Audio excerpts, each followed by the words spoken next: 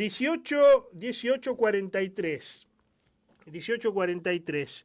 Vamos a hablar a continuación de lo que está pasando en la economía argentina. Dijimos que íbamos a hablar con un experto en el tema de la Universidad Nacional de Rosario, más precisamente el Observatorio Económico Social, ¿no? Que observa estos movimientos de la economía, pero en relación a lo social, porque es muy importante lo social, porque si no, hay veces que se habla, y más aún en esta, ¿cómo podemos decir?, esta moda liberal o esta tendencia liberal que tenemos hoy en día, donde se habla de estadísticas, de números, de fórmulas, pero no se habla de personas, y detrás de los números, de estadísticas, de fórmulas, hay personas.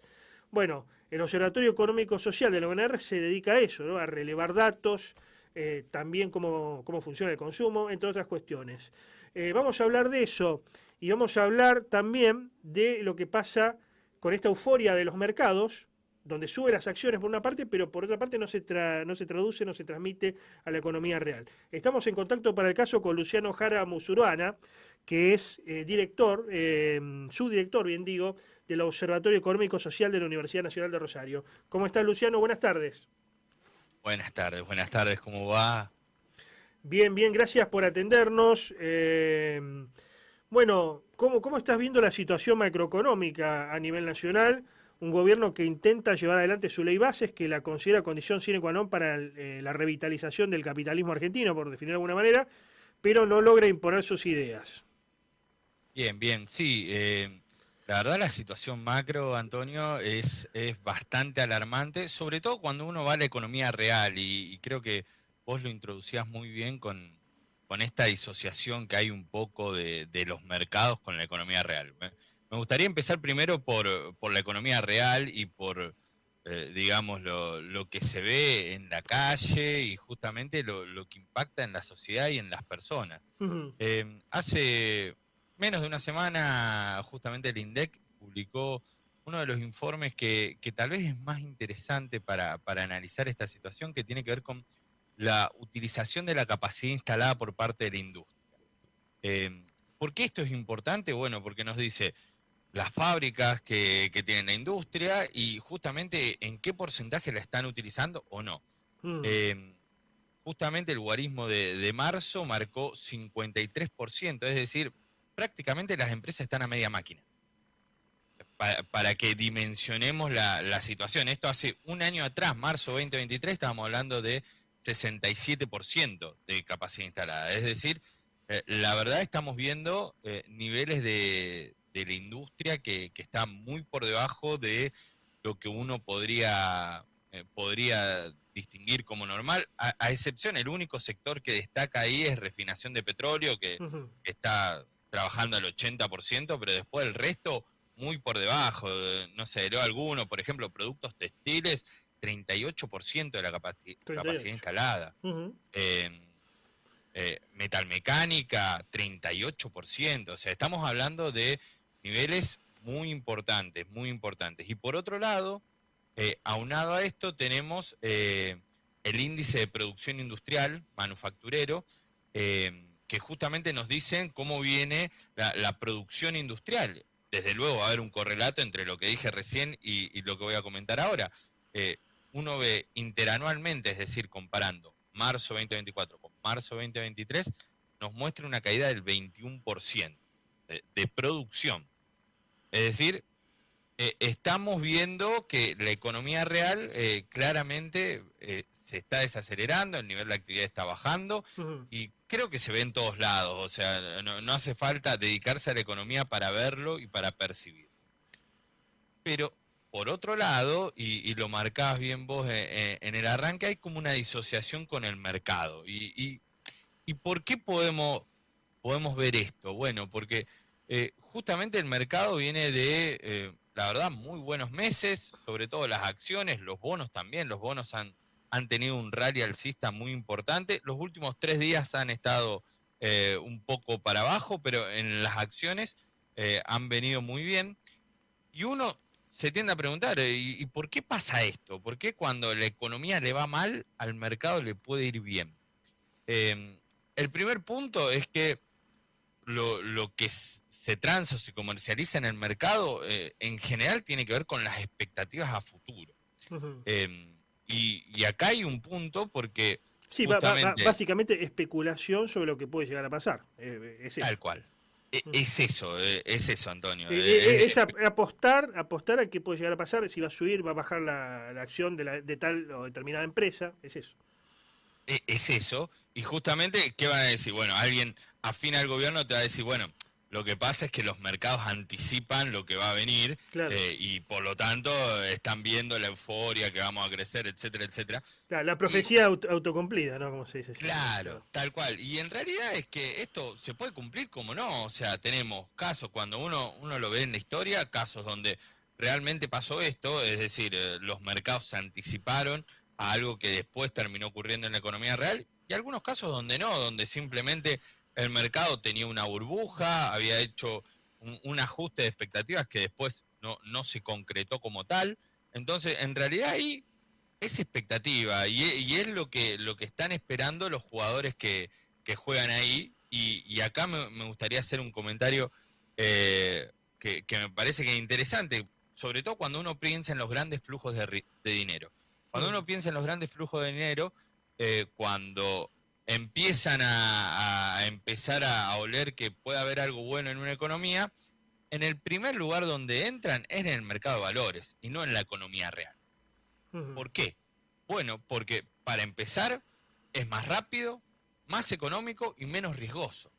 Ajá. ¿A qué me refiero? Es más fácil invertir en una empresa que ya está instalada que venir e hundir tu capital poniendo una empresa en el país. Si todavía no sabes muy bien qué va a pasar, bueno, lo más sencillo sería comprar una acción, comprar un título de deuda de ese país. Ujú. Y Bien. prosigo, Ujú. y con esto de la desconexión entre lo bursátil y lo real, eh, acá hay un par de cuestiones que me resultan súper interesantes para pensar y analizar y compartir con quienes nos están escuchando. Por un lado, tiene que ver con la tasa de interés. A ver, cuando uno piensa qué es la tasa de interés es el precio del dinero, es decir, yo te pido dinero, Antonio, vos me vas a decir, bueno, sí, te lo presto, pero a cambio te voy a pedir una tasa de interés. Ujú. Genial. Ujú. Ahora, ¿cómo puede ser que la tasa de interés esté bajando si justamente no está aumentando la cantidad de dinero? Eso contradice todas las leyes de la economía, porque uno dice, a ver, aumenta la oferta de cualquier bien, lo que va a pasar es bajar el precio. Entonces, en este caso, se está contrayendo la oferta, la cantidad de dinero, y sin embargo el precio está bajando, la tasa de interés. ¿Por qué puede pasar eso? Bueno, por una sola cuestión, que es el cepo. O sea, hoy en día eso se explica, esa baja en la tasa de interés se explica porque hay cepo. Y Ahora, por lo tanto, ahora sí, ¿por qué no lo puede sacar el cepo? Eso es la pregunta que se hace mucho y no se entiende habitualmente. Porque entiendo que Milei lo quiere sacar al cepo. Que es una especie bien, de espada de Damocles siempre pendiendo sobre la cabeza de cualquier gestión. Pero desde que se implementó, digamos. Pero ¿por qué no lo puede sacar? bien. Y cierro la idea anterior. ¿Y Sí. por qué esto es importante? Porque baja la tasa de interés y por lo tanto los que tienen plata, los bancos, ¿qué es lo que dicen? Bueno, la verdad no tengo muchos instrumentos a dónde ir. Entonces, muchas veces terminan comprando la deuda del Banco Central, terminan colocándose en pases del Banco Central o terminan comprando acciones. Entonces, en escenarios malos, en escenarios donde vos decís, che, y pensémoslo en los ahorristas o en las personas del día a día, uno tiene un poco de plata y tal vez lo pone en una billetera que le rinde algo de interés, uno sabe que está perdiendo con la inflación, pero al menos no pierde tanto. Claro, Eh, sí, sí, sí. y Billeteras entonces virtuales. Billeteras virtuales. Sí, sí, exacto, sí. y por eso uno ve también este crecimiento en la bolsa, porque la verdad no hay muchas opciones.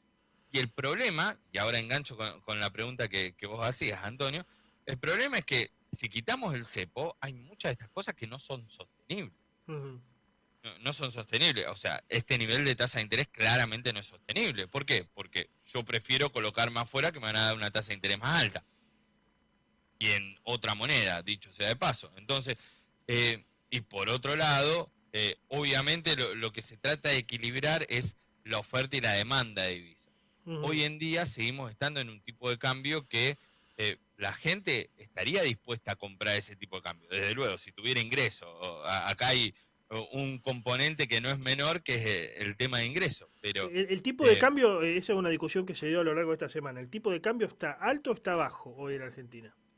bien, bien, es una discusión que está en boga. Los Yo exportadores estoy, dicen que está bajo. claro, los exportadores dicen que está bajo. O sea, exportadores, dígase, el único sector prácticamente externo que tenemos hoy que es agro Agro, y minería en segundo lugar, pero principalmente agro. principalmente agro, sí. Lo que se ve es lo que viene pasando en los últimos 15, 20 años. Es decir, hay una devaluación, un ajuste del tipo de cambio, y esto ha pasado con los diferentes signos políticos, y después se mantiene ese tipo de cambio, pero la inflación es más alta que el ajuste de ese tipo de cambio, por lo tanto ese tipo de cambio se empieza a apreciar. ¿Qué es lo que venimos percibiendo todos? O sea, cuando asumió Milei hubo un salto muy importante del tipo de cambio, y después lo que pasó es que el tipo de cambio se mantuvo más o menos estable. Si uno piensa en el oficial, una actualización del 2%, pero la inflación fue mucho más alta. Ujú. Por ende, lo que terminó pasando es que se apreció en términos reales. Y eso hace que los exportadores sientan que el tipo de cambio, la verdad, no es un tipo de cambio que les convenga a ellos. Desde luego, después vamos a tener por el otro lado los importadores que te van a decir, bueno, no, igual a mí este tipo de cambio sí me conviene. Entonces, siempre va a haber un trade-off ahí entre exportadores e importadores. Bien, para cerrar lo del cepo, ¿qué necesita el gobierno constante y sonante? No, no si está bien o está mal, para sacar el cepo. Si lo quiere sacar hoy, ¿qué se necesita? Bien, ¿qué se necesita? En primer lugar, dólares. Dólares. Hoy en día, si bien las reservas del ¿Cuántos? banco... ¿Cuántos? Y, a ver, Aproximadamente.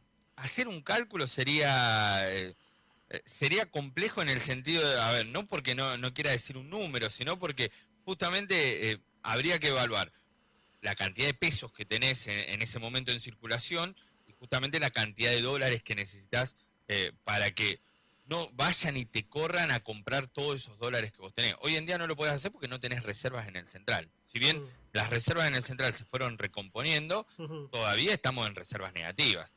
Ah, Y hoy, todavía estamos en reservas negativas. y todavía estamos en reserva negativa. Y el FMI, no me acuerdo si hoy a la mañana o ayer a la tarde, dijo que no había dólares frescos para la Argentina. Así que por ese lado, hasta que no pueda recomponer eh, los dólares que entran a la economía, y eso en parte tiene que ver con que no se aprecie tanto el tipo de cambio, porque si vos seguís apreciando el tipo de cambio, Ujú, lo que va a pasar es que vos vas a importar más de lo que exportás. mm. Por lo tanto, ahí base, Balanza comercial desfavorable. claro, Eh, balanza comercial desfavorable, y lo que empezaste a hacer en los primeros meses, que te dio un buen resultado, que es patear el pago de las importaciones, hacer 25, 25, 25, 25, ahora lo estás empezando a pagar y se está notando, porque ujú. ya el central no acumula tantas reservas como antes. Y eso que ahora estamos en el medio de la cosecha gruesa, es el momento para acumular reservas. Si no acumular reserva ahora, Mm. vamos a estar complicadísimo. Se nos termina el tiempo, lamentablemente, Luciano, te vamos a convocar para otra oportunidad, incluso aquí para que te vengas a nuestros estudios, pero con este panorama que, a modo de conclusión, de corolario, con este panorama que vos bien enunciás y claramente no hay tantas expectativas, digamos, más bien son magras las expectativas, o me equivoco. Sí, tal cual. A ver, lo que yo creo es que todavía falta pulir mucho no es sintonía fina, es sintonía gruesa, porque hay mucha desconexión con la economía real, y la verdad lo que se ve es que la economía real está sufriendo. eh, y bueno, si bien los mercados puede ser que estén en una etapa de bonanza, eso es simplemente porque no tienen otro lugar a donde ir. Si vos levantás el cepo ahí, vas a poder tener un problema inminente. Bien, o sea, inversiones no sólidas, sino inversiones volátiles. Se podría concluir así. Totalmente, Las que totalmente. están viniendo hoy a la Argentina, digamos. Sí, las que vienen a buscar una alta rentabilidad, Ujú. y así como vinieron, se pueden ir rápidamente. Bien, bien, bien. Muchas gracias por el contacto, Luciano. Porque Antonio, gracias. Gracias, adiós.